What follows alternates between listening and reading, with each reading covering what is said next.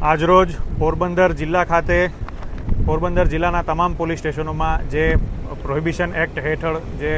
વિદેશી તથા દેશી દારૂના કેસ નોંધી અને જે વિદેશી દારૂ તથા દેશી દારૂ જપ્ત કરવામાં આવેલો હોય છે તે તમામનો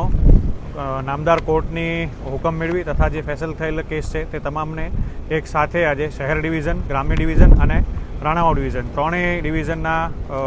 કુલ મળીને વિદેશી દારૂના 487 કેસ, જેમાં કુલ 7,600 લીટરથી વધુ દેશી દારૂ અને કુલ 71 ઇંગ્લિશ દારૂના કેસ, જેમાં 11,508 જેટલી બોટલો અને તેની કુલ કિંમત 1,07,00,000 રૂપિયા અંદાજિત થાય છે. તે તમામ દારૂનો નાશ કરવાનો કાર્યક્રમ અહીંયા ઇન્દિરાનગર ખાતે કરવામાં આવેલ છે. પોરબંદર જિલ્લા પોલીસ દ્વારા